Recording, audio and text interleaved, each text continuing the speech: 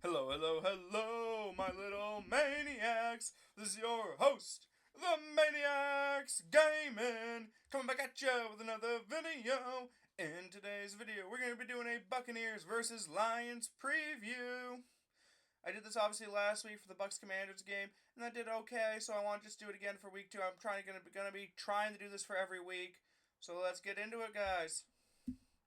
So as we guys know, first off is the game details. I actually forgot to put the injuries for the Lions here, other than Marcus Davenport, just because that is the only one that I personally know was a starter. Obviously, there could be a lot of guys on that injury report that were starters, and I just don't personally know. But I apologize about that if that is true.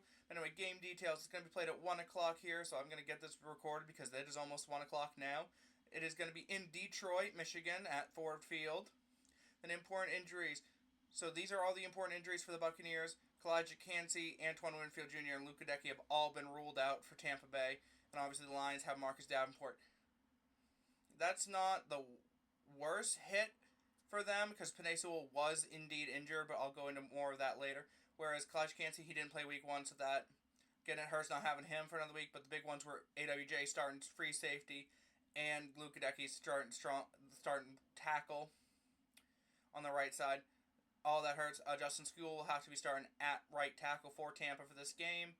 And Antoine Winfield Jr., I believe it is Merriweather or Eisen that's going to be starting. I'm not sure which one if they have confirmed that yet.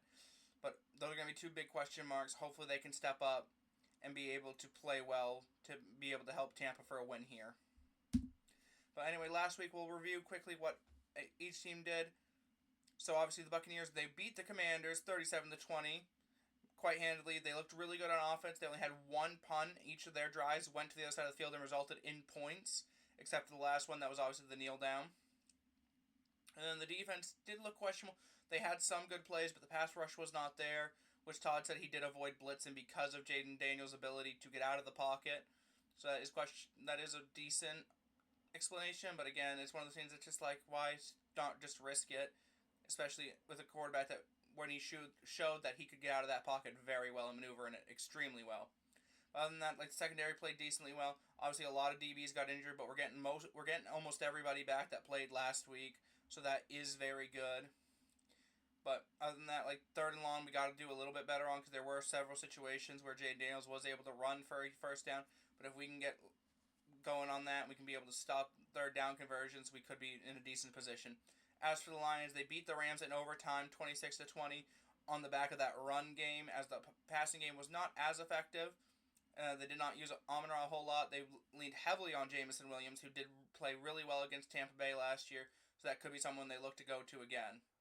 And their pass defense was a little bit questionable. Puka Nacua did get hurt, but Cooper Kupp did put up over 100 yards and a touchdown, so that is going to be a questionable pass defense, especially considering the Bucs do have Chris Godwin, Mike Evans, obviously Rashad White and Bucky Irvin, who are out of the backfield threats, and then obviously Jalen McMillan and Trey Palmer, who are good options at the 3 and 4 receiver, and even K. Dotton, who can make plays at tight end. So again, it's going to be questionable. Let's see if the Lions can climb down on that pass defense a little bit in order to be able to slow down the Bucs' pass attack. So the biggest question marks for the Bucs, again, this is pretty much what I did for last week. Biggest question marks are the run game and O-line. Again, we got to be able to get that run game going. We're going to have to be able to run the ball, to be able to control the time of possession, and be able to get first downs in short field game situations, like 2nd and 1, 3rd and 1. We're going to be able to need to rely on the run game, especially to set up the play action, as well as RPOs.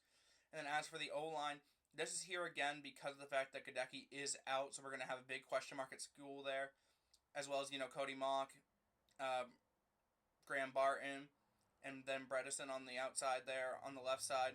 So the only one that's confident as a starter is, obviously Tristan Wirfs, and then Barton did have good shows last week. So hopefully the O-line can step up without Goedeke and be able to keep Baker upright and let Rashad and Bucky cook out of the backfield. Secondary, again, we had a lot of injuries last week. Hopefully the secondary can just stay healthy. And then obviously Antoine Winfield Jr. is going to be sorely missed in that safety position. Hopefully we can get someone to step up there to replace him. And then pass rush, outside of JTS and Servaka Dennis, there was not a single sack. Yaya Diaby did have a lot of good pressures, but again, That's something we're going to have to get to. We're going to have to work on getting past the O-line and be able to get to the quarterback in order to bring down the quarterback. Because if we're going to let Goff be able to sit there all day in the pocket, he's going to be able to find someone open eventually. As for the Lions, that pass defense is going to be a big question mark for them. Obviously, they let up 100 yards of offense last week against Cooper Kupp. I'm not quite sure on what Puka Nacua did. But again, when you're facing someone that has especially 3 potentially really good receivers and dual threats at the running backs, you're going to need to be able to slow down the pass game. Obviously, a big factor to help them is the fact that Gadecki is out, so the O-line is not as effective as a unit without him. But we're going to see what happens here. Hopefully, the Lions can be able to get some pass defense on their end. I think this is going to be more of a shootout game, though. And then the other question marks here are Panay and Amon-RA, both of which are not question marks about them personally. It is their production or injury. Panay missed all but, I think, 1 practice with an ankle injury, and even in the 1 practice he was in, he was limited. So that is going to be a big question mark. Is he going to be able to be healthy for this game? Is he going to be 100% to be that tackle they need? Or is he going to be a little lopsided because of the injury concerns?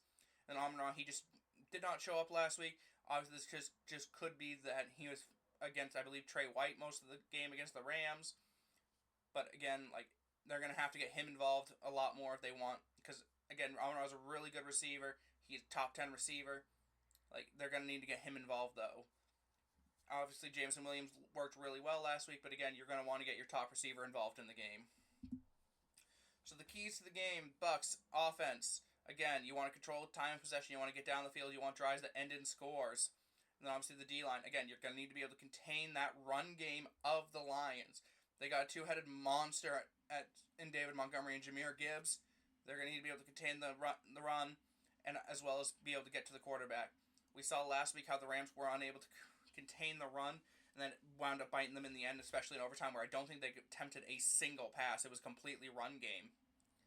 So again, that's something that the Bucs are going to have to hope to slow down to be able to control the game. Obviously, they want to get the run game and short game going, especially with Gadecki out. They're going to be facing a lot of pressure from that right side, I would assume. So they're going to want to get that ball out quickly and be able to run the ball so that they can be able to get down the field and just keep time of possession in their favor and just keep the drive going. Lions. So I'm going to talk about the defense and secondary here. Obviously, the big plan for the Lions here is they're going to need to be good on the defensive side of the ball because the Bucs last week were really good offensively. They're going to want to be able to slow them down. And then as for the secondary, they're going to need to be able to contain Mike. They're going to need to be able to contain Godwin, both of whom had really good performances last week. So that's going to be a big question mark.